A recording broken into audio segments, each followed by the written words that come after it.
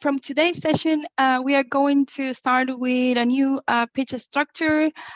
We are going to focus in this 4 points, of course, that our colleagues and also attendees can make questions and ask for more information about topics that are not covered in these 4 points. We are going to focus on solution and on the solution and impact of the technology, the novel food ingredient or the novel solution, and the impact that that specific solution has in the food system, and the scalability of that technology, innovation, etc., the barriers that that technology or innovation has to enter to the market, and also the barriers that others can have if they want to replicate that solution, and then opportunities for collaboration inside of EIT Food, but also through other programs, and of course, like in the context of investment, etc. We can cover that, but if we can also think about open innovation and how we can work together in the same space. So that's more or less the last point. So Anna, would you like to introduce the startups, please? Of course. So the first to speak will be Ernesto, who will be presenting on Biocode. So Biocode's platform provides data-rich lifecycle assessment services, enabling food companies to track and improve the climate impacts of their products. So if Ernesto, you would like to share your pitch now? Sure. Thank you. Thank you very much. Let me share my screen. Great. Hey, good morning, everyone. It's a pleasure to be here. My name is Ernesto Hartikainen, and I'm the CEO of Biocode. Biocode is a carbon footprint calculator for food brands, producers, and farmers. So in practice, we're a Helsinki-based technology company. We've built an online platform to help food companies manage their climate impact from individual field parcels at farms to retail products at supermarkets. Our solution consists of various elements, which is shown here. We have a specific tool for performing life cycle assessment, so calculating the carbon footprints of end products throughout their life cycle. Then we have a separate tool which is focusing on farmers, and this is a field plot level tool for farmers to manage their climate impact, and then our reporting tools that help food brands communicate and report on these emissions across supply chains to their customers and their stakeholders. We've also built some tailor-made software, for example, to Finland's biggest dairy company, Valio, and their dairy farmers. Thousands of dairy farmers are utilizing that software. What the problem is that we're trying to solve is that carbon footprinting, so calculating the carbon footprint of food products and managing climate impact across supply chains, has been extremely complex and expensive traditionally. Life cycle assessment have been performed on a project basis by environmental consultancies, research institutes. But if we want to gather primary data by different actors in the supply chain, these traditional ways to do these assessments are not viable. Also, what we wanted to do is, how do you easily communicate carbon footprints to consumers and various stakeholders? So we created a benchmarking system that once we utilize our software to calculate carbon footprints of products, we can then benchmark them to have a better understanding on what level this product's carbon footprint is compared to other products in their product categories. This also incentivizes food brands to continuously lower their carbon footprints. We've been working with food companies in Finland. We were part of the EIT fan program last year, part of the Helsinki cohort, and we're now looking to expand internationally. Just so you get a quick sense of how our software works, I'll just show you a quick demo. For producers, this is our producer level tool. In practice, producers input data in relation to their production inputs, their soil management practices, and with this, they can then calculate both their fossil carbon footprint and the land use impact on their soils. For our food brands, we have a separate tool so that the food brands can perform life cycle assessments for their products. And then finally, once we've done these calculations so that the food brands can benchmark their results, we also create these digital reports of the carbon footprints and the life cycle inventories so that you can track and show that these calculations are being done for the products. Our business model is a subscription model, so this platform provides a way for small and large companies to do life cycle assessments, carbon footprint calculations for their products, depending on how many products they have, how big their product portfolios are, or how many raw material suppliers they want to include in their calculations. What we're looking for is collaboration opportunities both with food companies, potential investors, and service providers. So of course we can also provide this as a tool for different service providers that want to do calculations for food companies.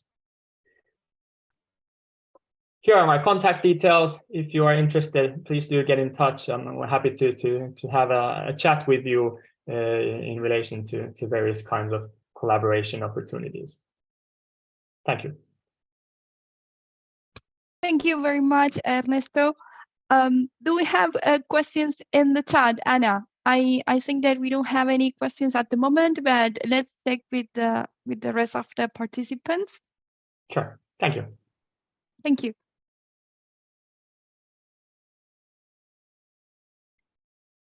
Okay.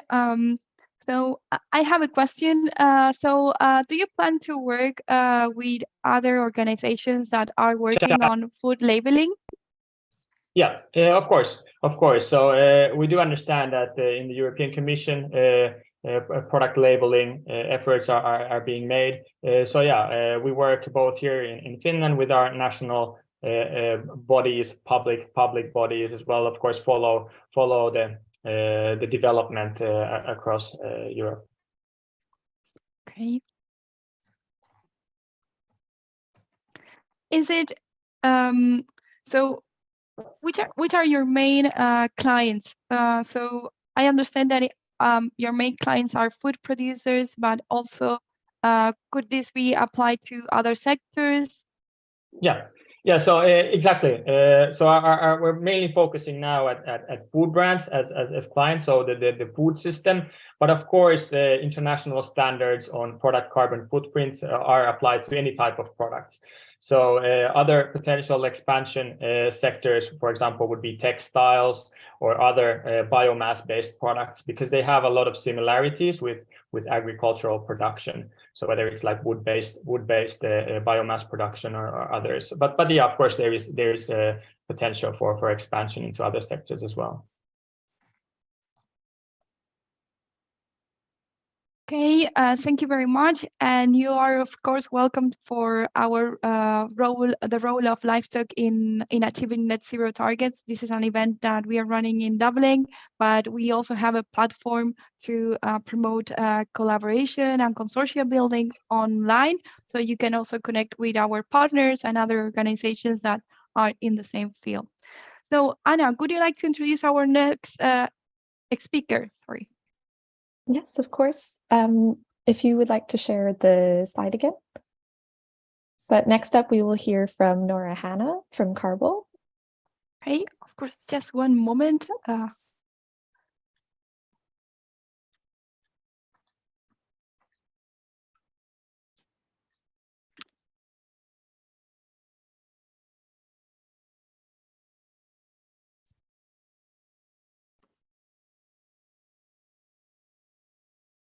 Thank you, perfect. So just for some background, Noura will be presenting on Carble, and Carble helps coffee brands reduce their impact on the climate by providing technology to tropical commodity buyers and rewarding farmers for storing carbon. And so I'm just going to share Noura's slides. Yes, thank you, Anna, for sharing my slide, and I'll give you a sign when we move to the next slide.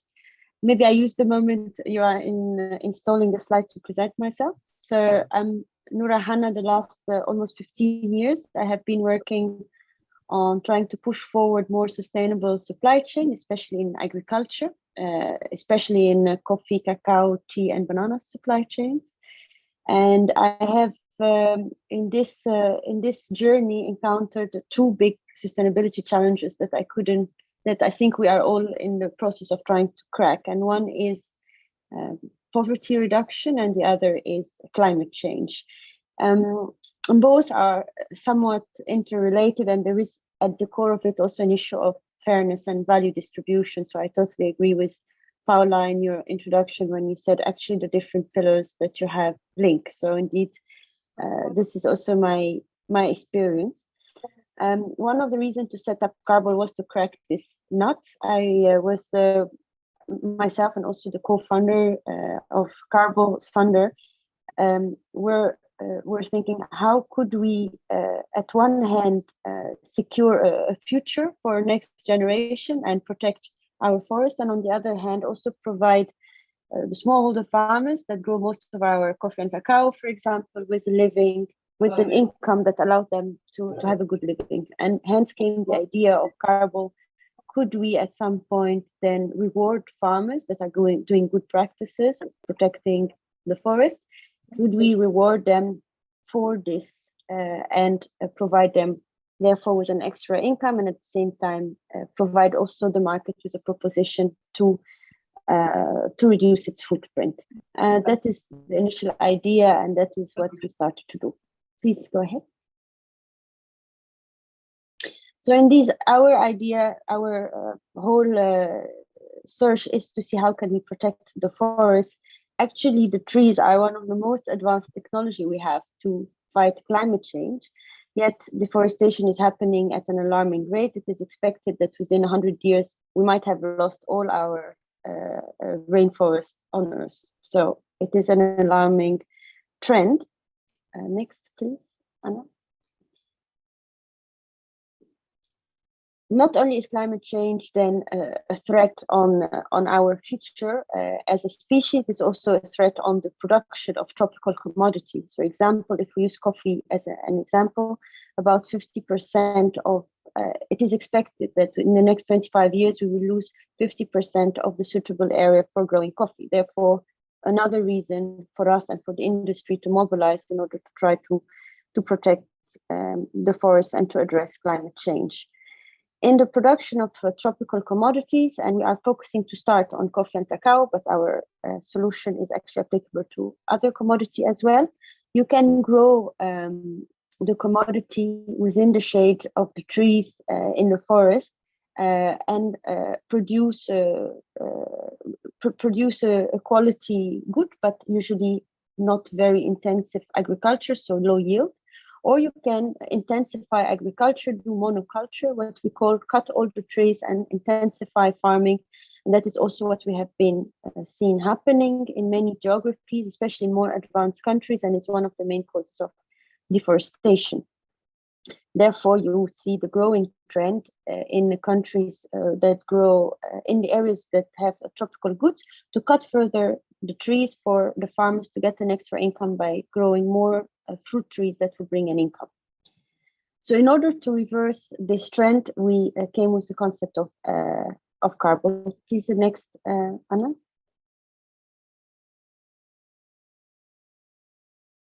What we also see maybe in the analysis of the landscape and the ecosystem that we are in is that government now are moving from subsidizing sustainability practices and commitment to reducing emission to actually having legislation to encourage companies or to actually push companies or put the pressure on companies to reduce their own footprint. It may be very valid for this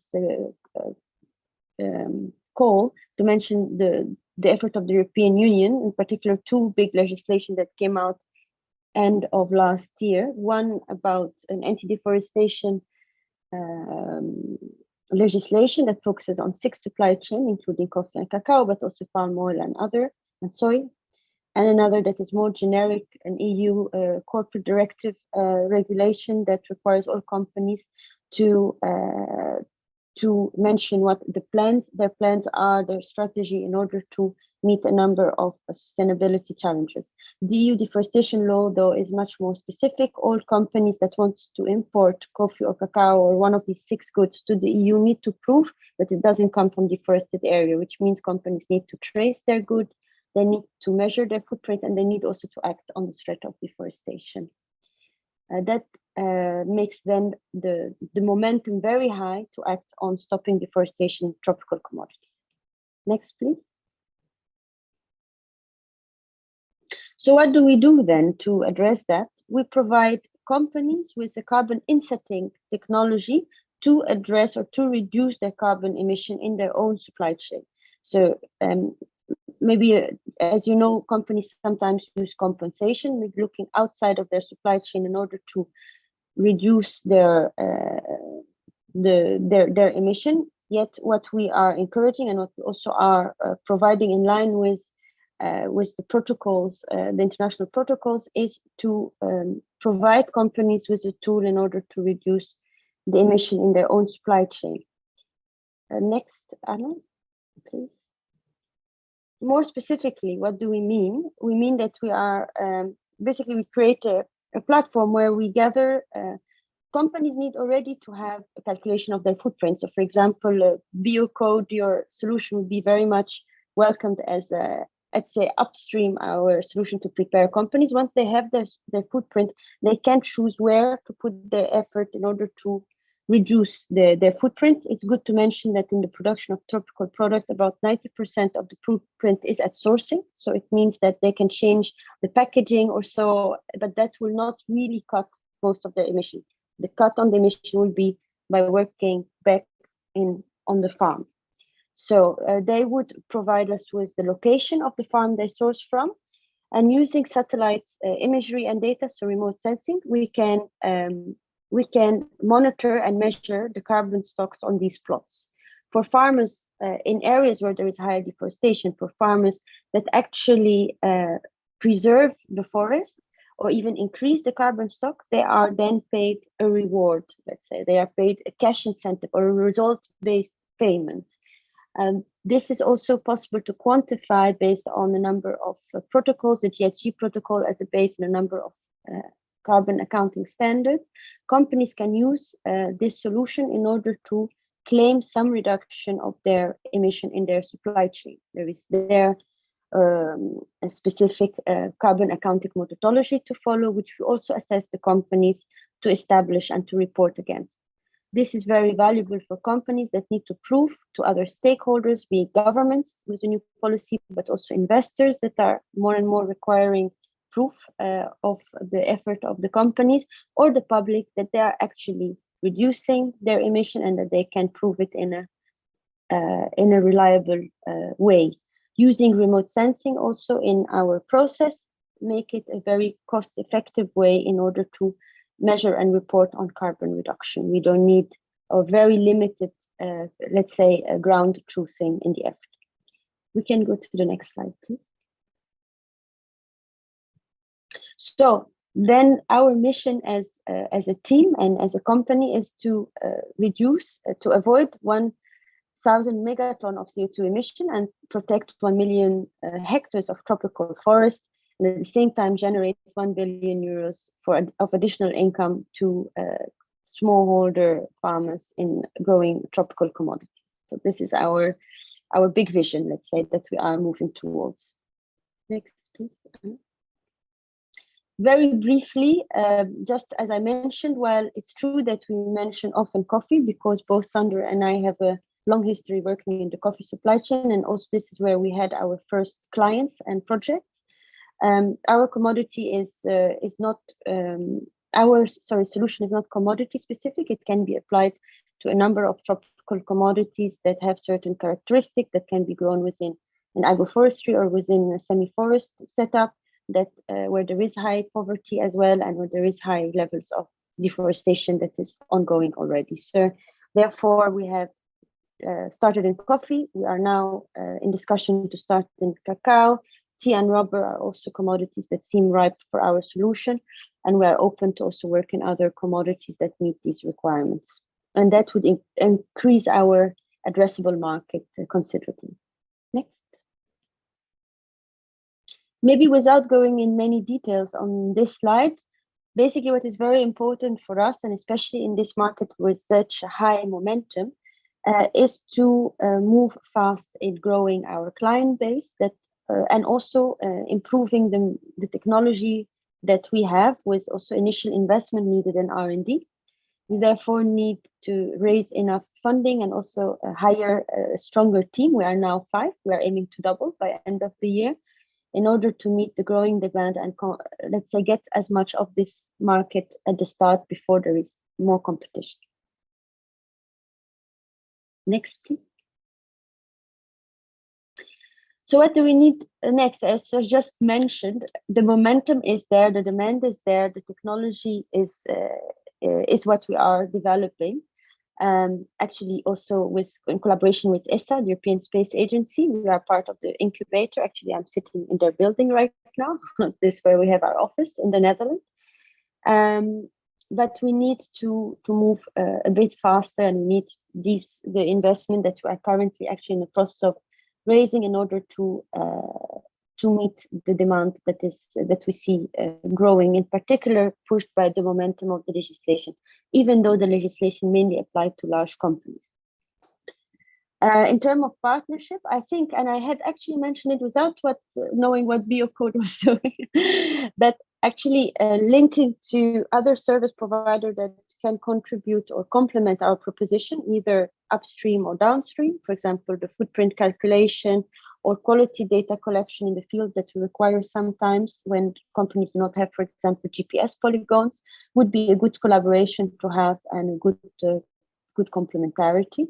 But I'm open also to other ideas. I'm not very familiar with all of EIT's activities, so would welcome a follow-up call to dig into that further. And that's it from my side. Thank you. Thank you very much, Noura. I think that's a good idea. We normally think about, promoting partnerships and consortia between the speakers and the attendees and our partners, but perhaps we can also do that between the speakers. So I think that there is a conversation that you might have to have. So do we have questions? I think, yes. Anna, would you like to take that? We don't have a question so much as a comment, but Giorgio Spinezzi said he works with Biotech, and they have developed technology that can save up to 80% of energy to dry food products at low temperatures very fast. This can greatly reduce the carbon footprint for processing coffee, cacao, and other food products. Okay. That's perfect. So just to remind you, we have the innovation, the open innovation call that is open. So if you see anything that, is any intersections between what you're doing, something that you can further develop using different expertise or applying your technology, your innovation to a different area, yes, I mean, we can help you with the connections if that makes sense. Okay.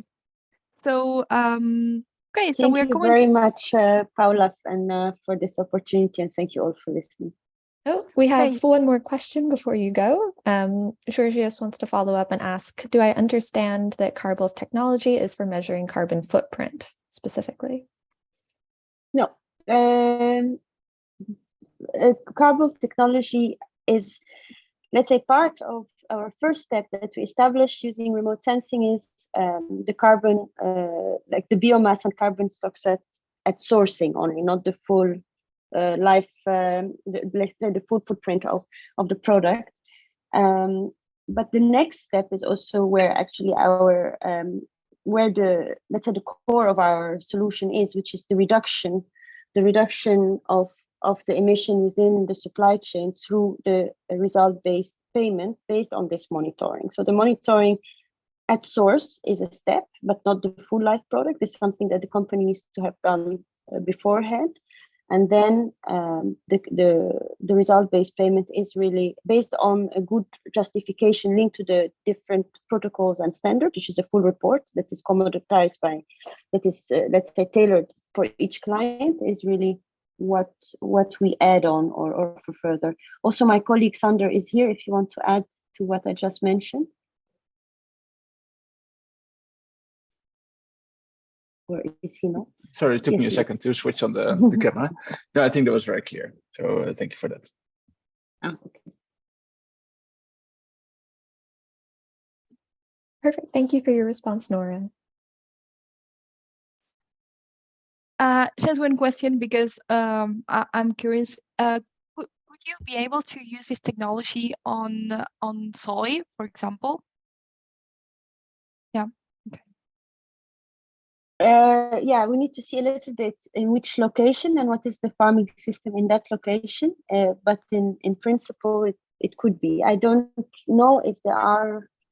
I mean, a lot in soy and palm oil are monoculture already, but there could be location where it is still relevant to also conserve and add to the carbon stocks. So to be confirmed, we need to look into it. Okay, thank you. Okay, so I think that we are going to introduce the next speaker. So I'm going to share my screen again, so Anna can present them. Just one moment. Okay. Perfect. So next up is Nick Oseyko presenting for Carbominer. So Carbominer's technology pulls CO2 directly from the open air so that growers can reduce their current carbon dioxide emissions. So Nick, if you would like to share your slides. Okay, just a second.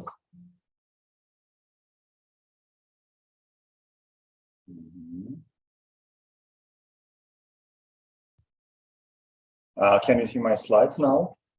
Yes, perfect. Okay. Hello, everybody. My name is Nick. I am from Kyiv, Ukraine. I'm a serial entrepreneur, and now I lead Carbominer project. Carbominer is a Ukrainian hardware startup. We have developed a new technology for direct air capture. We have built our working prototype, our first DAC machine last year. We have piloted it in December with the international company. Over the 3 years journey of Carbominer, we have raised almost $1 million in funding in several follow-on rounds. We are raising 1.5 seed round later this year. Now I'm going to start my short presentation. Next slide, please. Oh, that's me. All plants grow by taking carbon dioxide out of the air. A greenhouse is a closed system, which means plants consume the CO2 available inside in just a few hours. If extra CO2 is not provided, the plants stop growing. So growers inject CO2 into greenhouses. With the elevated CO2 level, plant growth could be promoted up to 30%, depending on the crop type. Greenhouse growers burn natural gas to get the heating for the greenhouse and the CO2, the carbon dioxide, for injection. However, new climate regulations and related taxes and volatile prices for natural gas make it economically unfeasible for growers to use fossil sources for heating and carbon dioxide injection. And with moving to more sustainable sources of heating, like renewable energy, growers are facing a need in external fossil-free CO2 supply. Carbominer can help. We have developed a new technology for direct air capture, and a very efficient one, because we have created it with an ability to use intermittent renewable energy. As far as I know, no one from our competitors was able to do the same. How did we do it? We split it. We divided our DAC machine into two parts. One part is for capturing, and capturing unit has a low power consumption and could be working 24/7. The other part is a regeneration unit, where CO2 is released. It is more energy intensive, so it will be switched on only during hours when renewable electricity is overproduced and therefore cheap. very cheap, close to zero, or even negative, believe me or not. Negative price for electricity, for renewable electricity, is already happening in some countries. Our patent pending technology uses unconventional combination of dry and wet capture approaches in the same system. We rely on electrochemistry-based regeneration on the CO2 release side, which is not shown on this image. This is only the cross-section of our capturing unit. We have filed 3 patent applications to United States PTO, and we plan to file 2 more during this year. Our business model is about selling locally captured carbon dioxide to greenhouses and vertical farmers. We plan to deliver our DAC modules to the place of use, connected to power, and start capturing. Our approach is scalable because we are going to use compact and modular units for CO2 capture. And use of carbon dioxide taking from the air, from the atmosphere, allows our clients to decarbonize their business, as they can stop using fossil fuels for heating and CO2 injection. We have completed our first pilot with the global cement manufacturing company CRH. We started it in December 2022 and completed it in January. We have agreed and signed the agreement with the largest Austrian construction company for a next pilot in April. We have received a very important LOI for us from a renewable energy management company in UK, which has a very nice net zero strawberry project, vertical farm for strawberries. And we hope to do a pilot there in the second half of this year. We are very much open for pilots with greenhouses or vertical farms this year and next year. What about our readiness for pilot? For now, we have only 1 ton direct air capture machine, which was used in our first pilot. So at the moment, we are ready for pilots with the scale of vertical farms consumption of carbon dioxide. In half a year, we will be ready for piloting our next scale, bigger DAC machine, which will be 46 tons per year capacity. And relatively at the same time, we will be ready to test our heat storage module for potential fossil-free sustainable heating solutions for greenhouses. We have also started negotiations with the second biggest poultry company in Europe last year, early in the previous year, for a very interesting application of removing carbon dioxide from indoor air in poultry applications. But this company is Ukrainian, and they stopped all the innovation activities for the period of war. Okay. We're open for collaborations in research and development in the following directions. We want to optimize our current pH swing technology, which is used for CO2 regeneration in our machine. We want to test our thermal swing approach for CO2 enrichment technique in controlled environment agriculture. Let me take half a minute here and underline that our current machine uses pH swing, so we use only electricity for capturing carbon dioxide from the air. Same time, we have another solution, which is thermal swing absorption, and we want to test it also with greenhouses because potentially it could provide not the pure carbon dioxide, but just the enriched CO2 stream to greenhouses, which could be well enough for the purpose of CO2 injection. Next, we want to test our sustainable heat storage cell, for greenhouse heating. And of course, we were open to discussing a pilot for assuming building our next scale module, direct air capture module, for 46 tons a year. All this was done and will be done with our small team. There are 11 of us, and the team is international, but the most part of the team is located in Kiev, Ukraine. Thank you for your attention.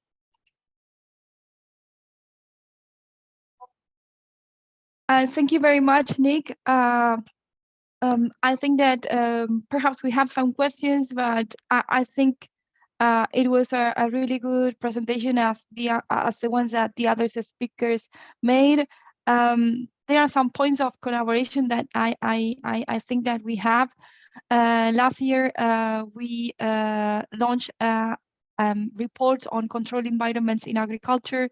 So we know some companies and organizations that are working in that field in our region, in Iceland, and in the UK. So we can make some connections in that space. And I think that also is a very suitable topic for our livestock event in Dublin. So we're going to share the details later on. I think we have a question, Anna. Yes, so Georgios would like to ask, well, first he says he thinks that this is very useful technology, but he would like to ask, what challenges do you have regarding dealing with all of the gases in the atmosphere? Am I understanding the question correctly? The question is about other gases in the atmosphere, not only carbon dioxide? Yes. Well, atmosphere has several gases. Mostly this is the nitrogen, 80%, oxygen, about 19%, and argon, about 1%. We do nothing with those gases because our technology captures selectively only the molecules of carbon dioxide because of their acid nature, and all other gases are, well, untouched. We do not work with them. Perfect. Thank you for your answer.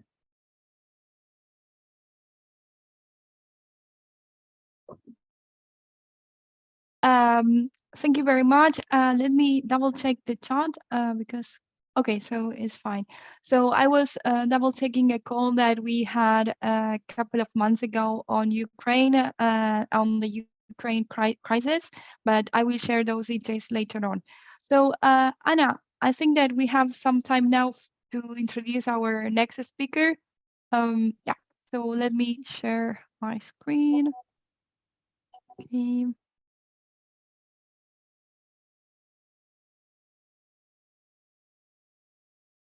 Perfect. So our last speaker today will be Barak Shalom, who will be presenting for Clear CO2. And so Clear CO2 offers a data platform for agri-food SMEs to access sustainable suppliers and profit from carbon accounting.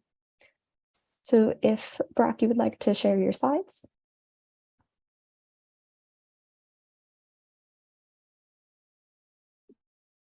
Can you see my slides? Yes, looks good.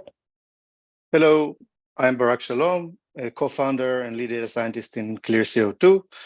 And Clear CO2 as mentioned, a certification platform for green suppliers to be able to cash in on carbon credits and to stride together towards a net zero future, starting with zero waste.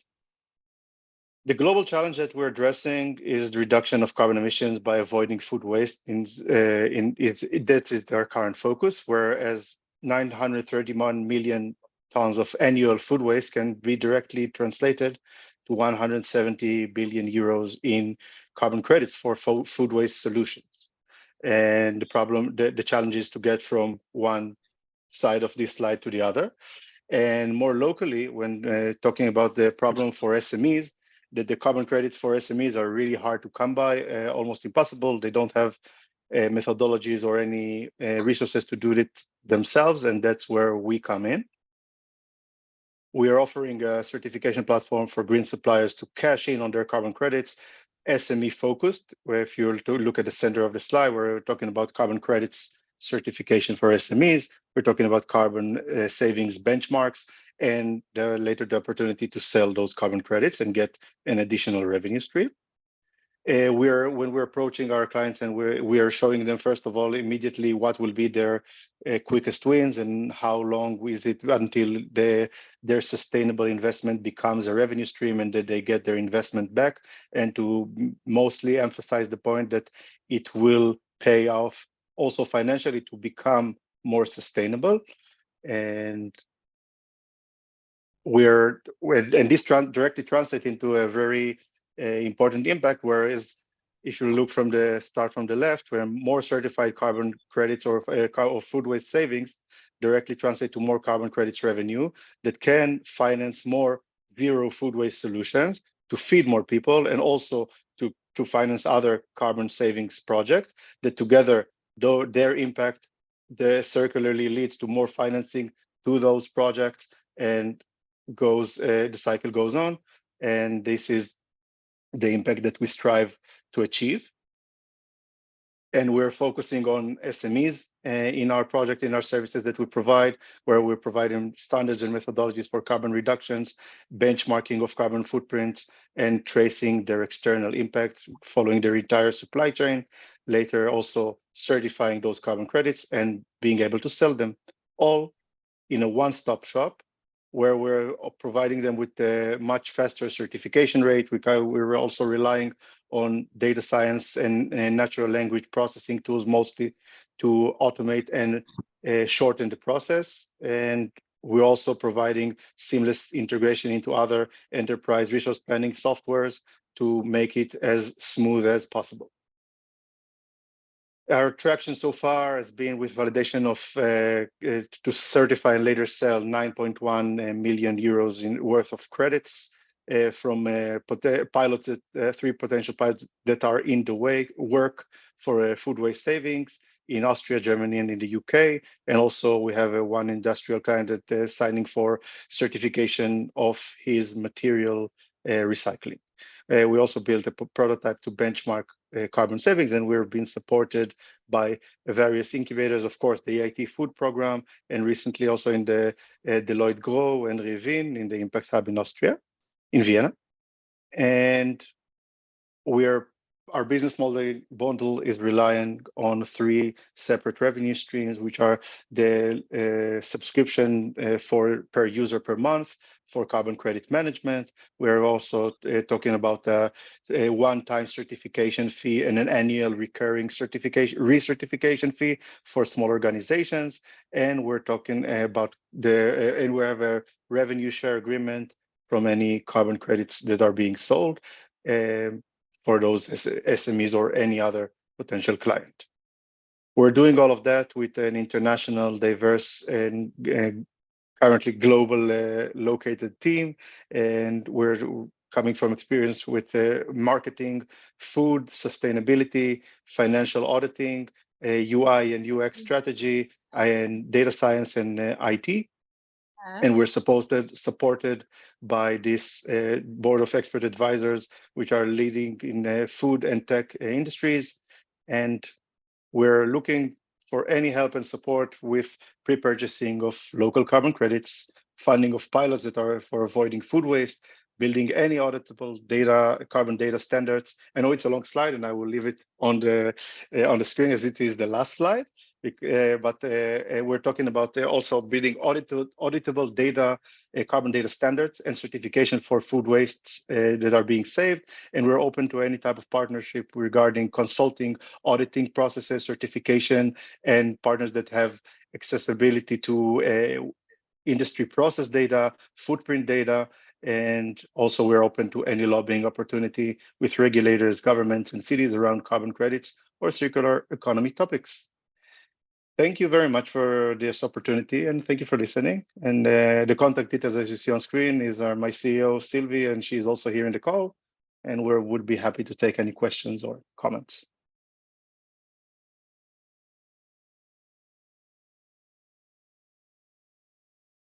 Thank you very much, Barak. So I think that we don't have any questions so far, but I believe that there are very, many spaces for collaboration.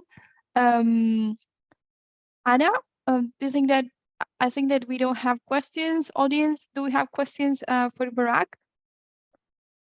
Just a lot of thanking Barak for the presentation, and thank you, Sylvie, for putting the contact details in the chat as well. Okay, perfect. So if any of the other speakers wants to make any questions to the other speakers, feel free to start. Otherwise, we are going to just present the next events that we have. We are going to circulate the slides that our presenters have shared today. We are going to double check if they are confidential or if we have to eliminate some of the slides. And okay, so we are free to introduce the next sessions. Just one moment. Okay, Anna. Yes, so as I was saying earlier today, the Startup Discovery Series will be continuing for the rest of the year. So the next one will be March 29th in the afternoon at 3 p.m., this time focusing on EIT Food's mission, a fully transparent, fair, and resilient food system. Then once again in April, this mission will focus on startups that are promoting healthier lives through food. And then we'll come back to a net zero food system in May, continuing this cycle. Okay, thank you very much, Anna. So if you could like to suggest any startups for the following missions, feel free to let us know, and we are going to select the startups that are going to pitch in the next sessions. We would like also to remind you that the open call is open, and feel free to contact us, and we can put you in touch with the right people that are working in that space. On the 16th of March, we will have an event in Dublin that it will work, or the thematic is the role of livestock in achieving net zero targets. We will have some speakers, experts in this space from the industry, but also from the government and academia. And we will have a space for consortia building to facilitate consortia building right from the start, because the open call is closing in mid-April. We have a platform for networking, and it's open for external organizations and also for partners. We will share those details after the call. And also, please keep in mind that on the 1st of March, we have a matchmaking event that is led by the innovation area.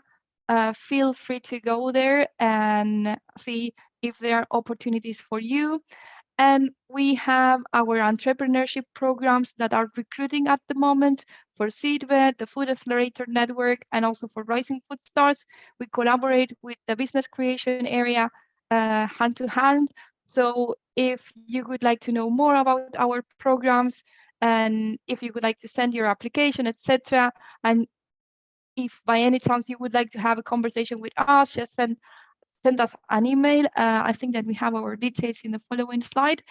And yeah, thank you very much for coming today. We will circulate the recording up.